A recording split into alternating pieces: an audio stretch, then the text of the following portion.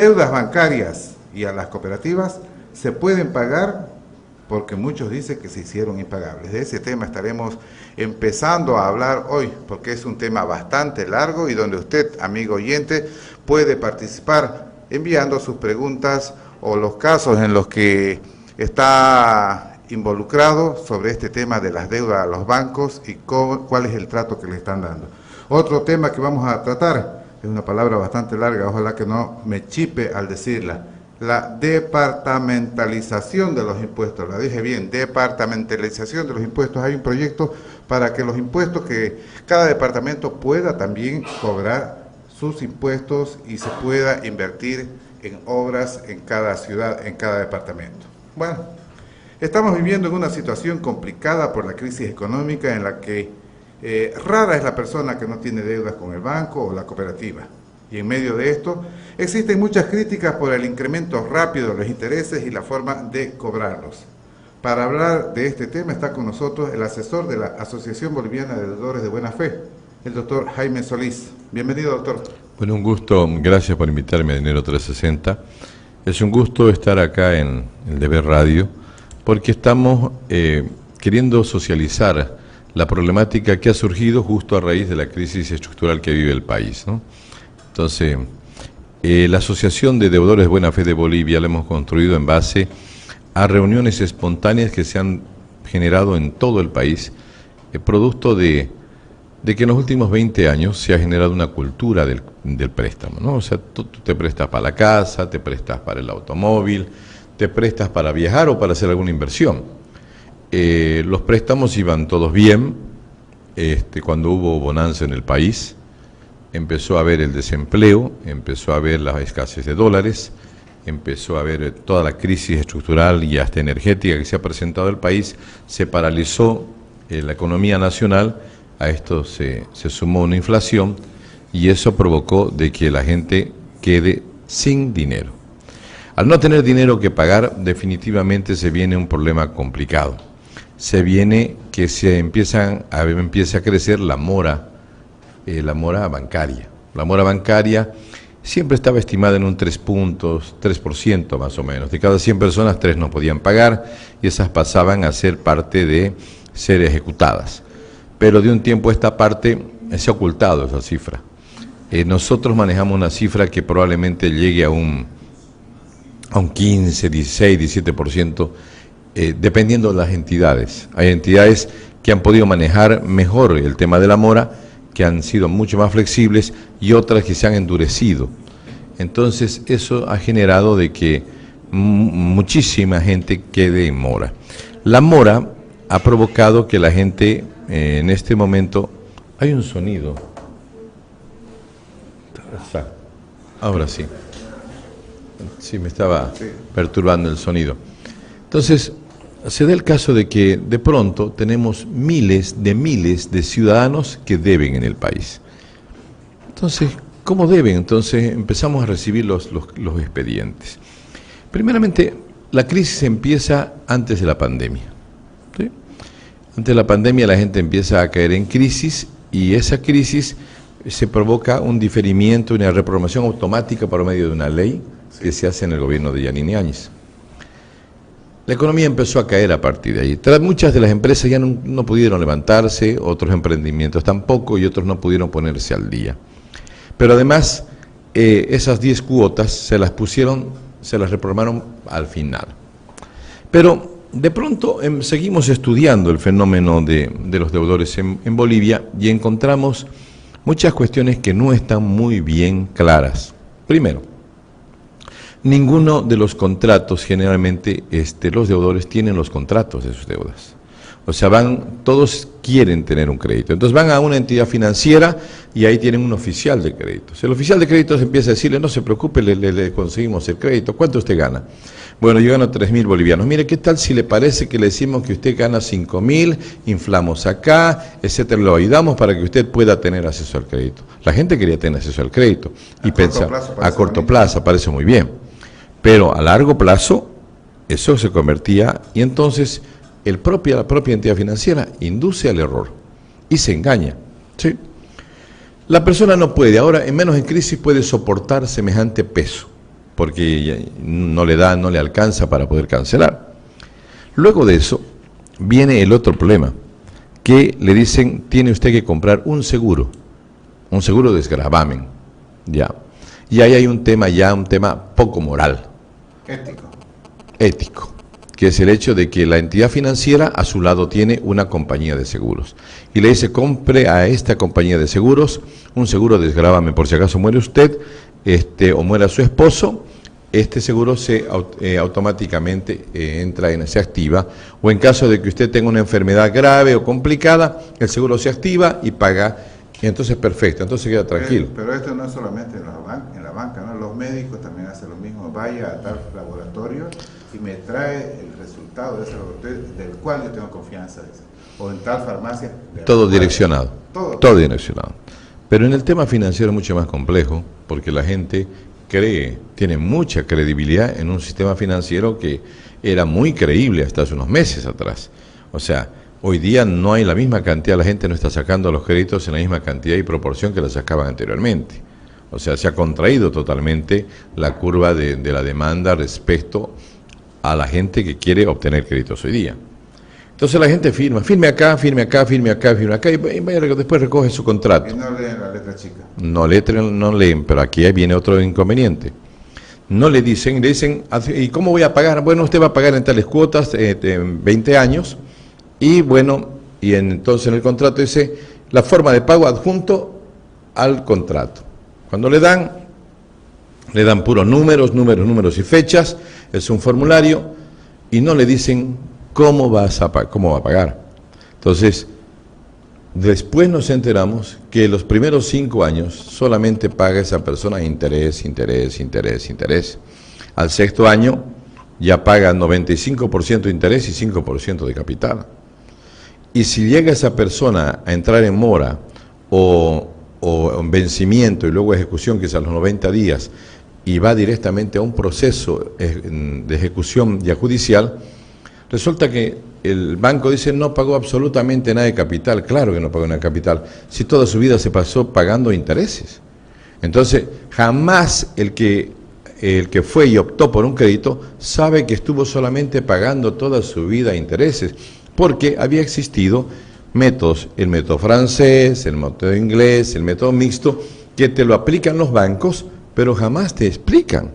Para eso existe una entidad que se llama la ASFI, que es la entidad que, claro, uno piensa, la ASFI es la autoridad que va a supervisar a las entidades financieras y que además en sus responsabilidades está la de educar a la población e informar para decirle cómo debe adquirir un crédito y cuáles son los riesgos y qué información completa debe tener. Pero la ASFI funciona en favor del sistema financiero porque tiene muchísimos vínculos y además está destinada básicamente a proteger a la banca, o sea, no asesora ni acompaña a ningún deudor. Eso quería yo consultarle, ¿la AFI para quién juega? ¿Para la persona, para el prestamista o para la...? Hasta el momento, hasta el día de hoy, no me recibe la ASFI. O sea, para decirles que ha recibido agentes de inteligencia. Nosotros hicimos una marcha que bajó de 15.000 personas de la Ceja del Alto hasta el Prado en la ciudad de La Paz. Entre tanto, el presidente, ante ver tamaña marcha, emitió un decreto de reprogramación y diferimiento de créditos. Entonces llegamos para que nos reciba, no nos quiso recibir la ASFI. Hasta el día de hoy tengo prohibido ingresar a la ASFI en La Paz. O sea, fíjate, ¿por qué no quieren escuchar estos temas que lo estoy diciendo hoy día? Bueno, entonces resulta que te hacen pagar intereses durante muchísimos años. Ahora, otro de los problemas que tenemos es el hecho de que te dicen que inicialmente te van a dar en una tasa del 7 al 6% anual. Sin embargo, a los 2 años te van variando, van modificando al 10%, el costo de oportunidad de dinero, lucro cesante, un montón de temas que se van inventando y te van acomodando. ¿Quién maneja unilateralmente toda la información de tu deuda? No eres tú, es el banco. Y ellos tienen el privilegio documental. Ellos cuando vas a pagar te dan un recibo con los números, ¿no? Y te dicen, ítem tanto, otros gastos, intereses, temas técnicos, y no te explican, y ni siquiera muchos le ponen un sello y le ponen una firma. que vos para después lo puedas presentar ante un juez para tu descargo. Entonces ellos tienen el privilegio de tener la información de tu deuda y vos no sabes cuánto estás pagando, ¿no? Cuánto te falta pagar. Lo único que sabes es la fecha, porque ahora ya han agarrado la moda del sistema financiero de acometerte a llamadas telefónicas, así como Tigo, te empiezan a llamar 4, 5 días y te llegan el WhatsApp, hasta ver el tema. Luego de eso, digamos en el caso del... Pero son formas de decir que ellos han hecho recuerdo, ¿no? Claro, son demasiado. Hay un banco que va y pinta las paredes y dice, esta persona es morosa, Jaime Solís es moroso. Bueno, no lo puedo creer eso. Pero se lo digo al banco, se llama Banco Sol, en la ciudad de La Paz, le pintan la casa, esta persona es morosa toda la cuadra, a las 3 de la mañana, tengo pruebas. O sea, lo que yo digo es bien sólido. O sea, es terrible el sistema financiero como está actuando. Ahora, resulta que la gente quiere pagar, pero al ver, quiere pagar en forma a las condiciones actuales de sus posibilidades. Entonces nosotros le pedimos al sistema financiero, es más, yo le pedí, inclusive le mandé una carta a Sobank, que nos reuniéramos, que viéramos la forma de flexibilizar, porque la gente, por eso son deudores de buena fe, porque quieren pagar, no quieren engañar a nadie, pero quieren pagar en mejores condiciones, y se ha pedido que inclusive hubiera una modificación, que bajen los intereses, porque la situación económica está tan mal que sobre las espaldas de todos debe sopesar la crisis económica que vive el país, también el sistema financiero un poco lo aguante, pero no, el banco está hecho, las leyes en este país están hechas para que el banco nunca pierda. Te explico lo siguiente. Después de que tú llegas a un momento determinado en que ya no puedes pagar, entras en un terrible estrés personal, familiar. Mira, la cantidad de divorcios que provocan las deudas es infinito. El 3% de la gente que debe, que está en ejecución, tiene cáncer, el 6% tiene diabetes y las otras tienen... Han habido en los últimos meses como dos suicidios. En el mes anterior hubo un suicidio. O sea, que me digan que las deudas no matan, las deudas matan. Porque el estrés y el nerviosismo, y ahora que han empezado los bancos a ejecutar todos los días. ¿Y si una persona muere por una deuda, se muere la deuda? Bueno, había pues el tema del desgravamen. Resulta que ahora le buscan 20.000 pretextos para que la aseguradora pague, que deba pagar, pero como pertenece al mismo grupo económico, le ponen todos los pretextos. Tengo un caso que le dije esta mañana a la señora, lo voy a tocar. El señor era un gran comerciante, pero ya llegó a una determinada edad y tenía una línea de crédito de cerca de $500,000. $250,000.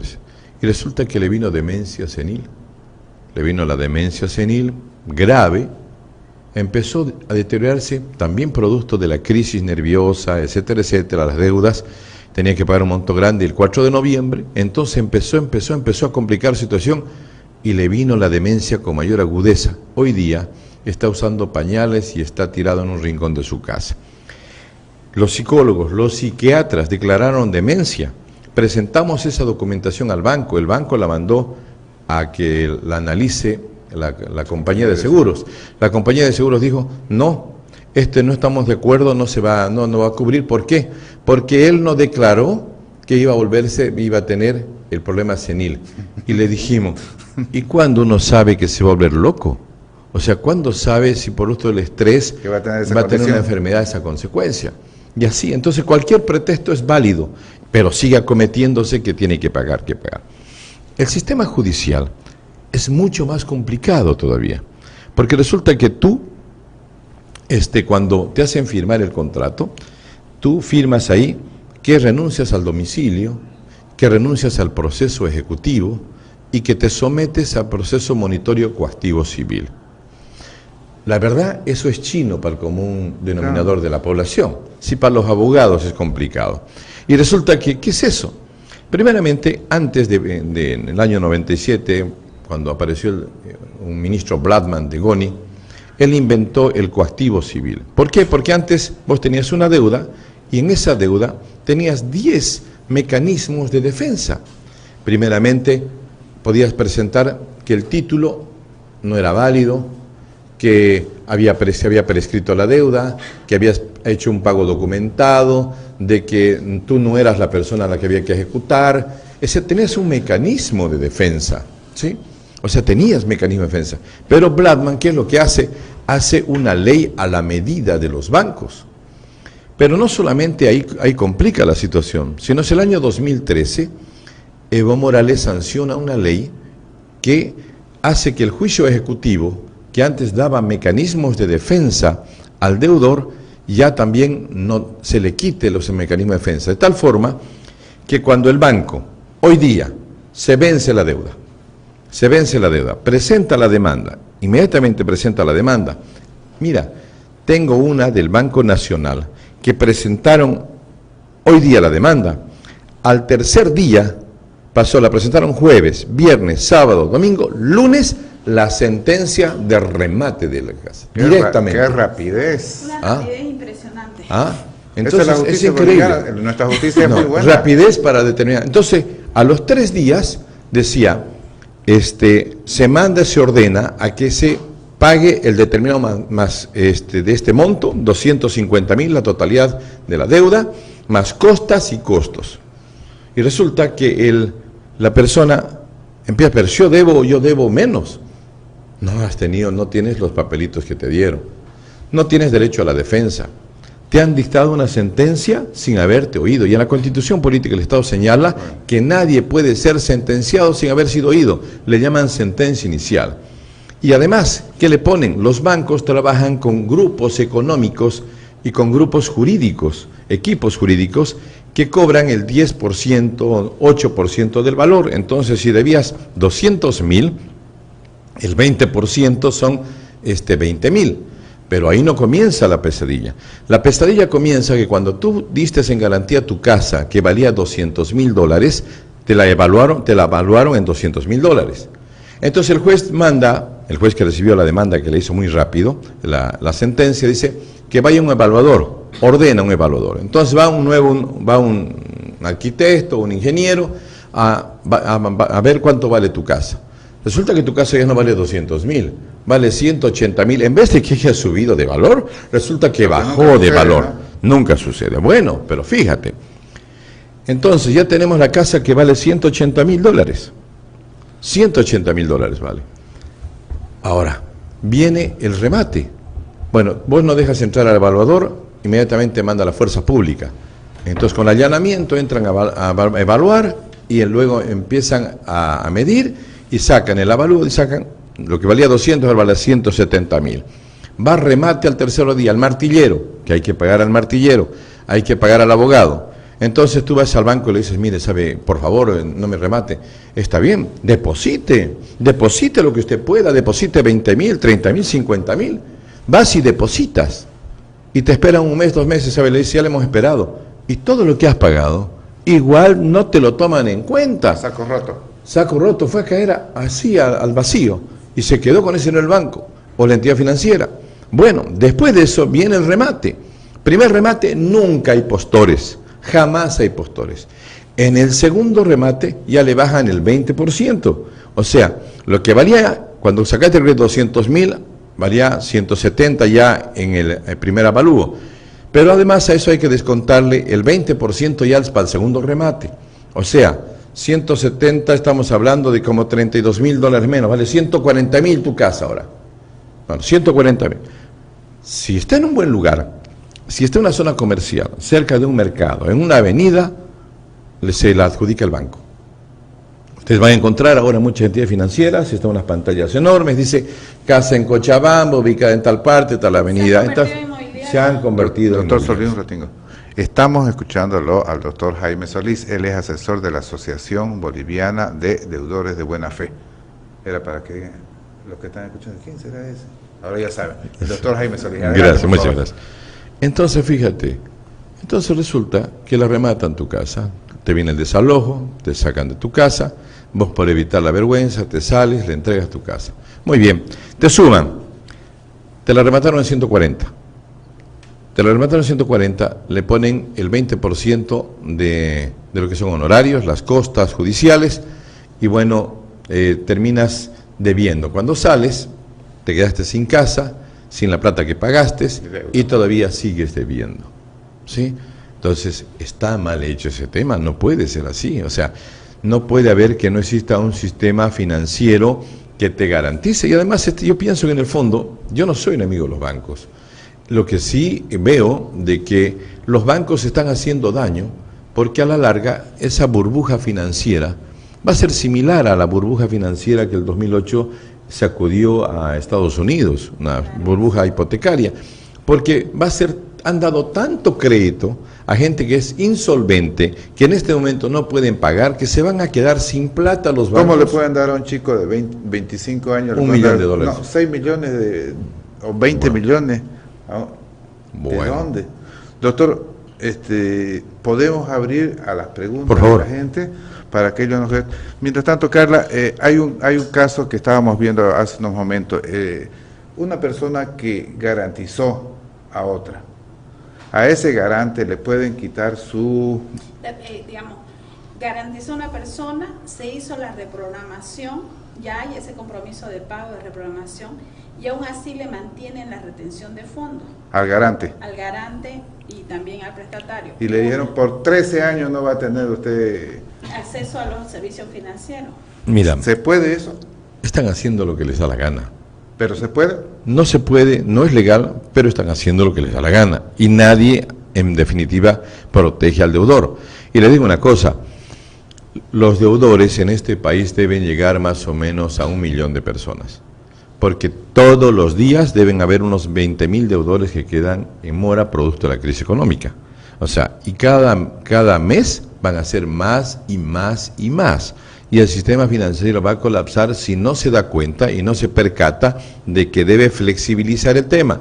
Yo traté de hablar con ellos, de flexibilicen, sean inteligentes, dejen que la gente pague, no les rematen sus cosas, no sean tan ambiciosos, o sea, bajen un poco el freno de la ansiedad de tener tanto dinero.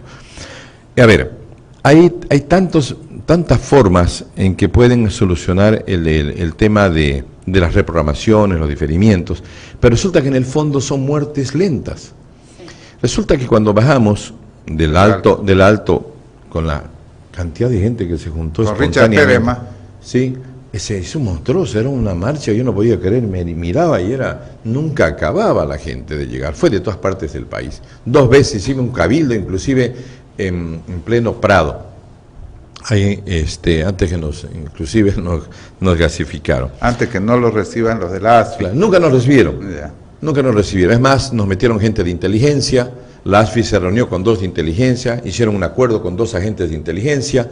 Después metieron gente infiltrada. La ASFI se portó de lo más sucio. Para dividir a toda la agrupación de los deudores, no sé si coordinando o no con el sistema financiero, pero sí se dedicó a fraccionar a toda la entidad de la agrupación de los deudores. Pero vamos al tema de la reprogramación. Resulta que el presidente dicta a la rápida, pensando que era un tema de alguna solución, porque la ASFI le miente al ministro de Economía, el ministro de Economía le da un dato falso a Arce, y Arce termina emitiendo un decreto de reprogramación. El decreto dice que se debe reprogramar. Pero resulta que ahora cuando tú vas a un banco, sí, puede reprogramar, pero si quiere reprogramar, tiene que traer todos los intereses. Si debías una cuota de 20.000 bolivianos, tiene que traer por lo menos 70.000 a 100.000 bolivianos. Pero si el decreto no dice que tengo que traer dinero, no, si quiere reprogramar, se reprograma, sí, si no, no. Y tú vas a la ASFI, y la ASFI hace un informe, vuelvas en 10 días, y dice no, llega a conciliación, o sea, es una barbaridad. La ASFI no te protege absolutamente nada. Como no te protege la Autoridad de Seguros y Pensiones para que por las pólizas de seguro que se han activado. Porque hay pólizas que te hacen pagar. Una por desempleo, otra por invalidez y otra por desgravamiento por muerte. Muere la pareja, dice no, ¿sabe qué? No, por cualquier pretexto no te hace pagar. Un caso así sí. de una pareja que falleció el hombre durante el COVID y ella está pagando nomás el crédito, aunque ella no tiene los mismos ingresos. No, hay otra que dijeron murió de SIDA. ¿Y cómo pueden probar que murió de SIDA? Es que nos dijeron que murió de SIDA. No, a ver, hagamos una necropsia. Entonces, es un tema, obviamente que el negocio de las compañías de seguros es vender póliza y tratar de no pagar, esa es la utilidad, pero no puede estar vinculado a los bancos. Ahí está el tema no ético. un banco no debería tener una compañía de seguros, y si la tiene no debería vender las pólizas del mismo banco, Aunque porque hay conflicto de intereses. Doctor, ahora que usted dice eso, justo hoy hablaba yo con un empresario que me decía, saqué una tarjeta de crédito y el banco me dijo, le vamos a dar la tarjeta de crédito, pero tiene que comprarnos un seguro. Claro, y el seguro es de ellos. Claro, y es de ellos mismos. Justo hacía la misma observación. Entonces no puede ser, o sea, estamos mal, o sea, aquí hay un tema que no puede, es ilegal, porque al final es el mismo grupo económico, no va a perder, Claro. nunca. Doctor Solís, quiero pedirle permiso para invitar a las personas para la No, próxima semana. por favor, Podemos claro, hacer claro, un programa sí, similar sí. porque este tema Caso, es larguísimo. podemos tocar casos distintos con todo gusto. Sí. Vamos a pedirle a las personas que quieran exponer, escribirnos sus casos, no tan largo para que participen más personas, al 721-22-122, por favor, escríbanos sus casos. El próximo martes, el doctor Jaime Solís, a las 5 de la tarde, va a estar aquí en El Deber para tratar de orientarlos a todos ustedes en esta situación de deudas que se tienen, ¿no?, con las entidades Que se bancarias. complica más todavía por la situación económica. Así es, doctor Solís, muchísimas gracias y hasta el próximo martes, está comprometido. Y usted sabe, cuando uno se compromete, cumple. Así es, me comprometo. El martes nos vemos a las 5 de la tarde, muchas gracias.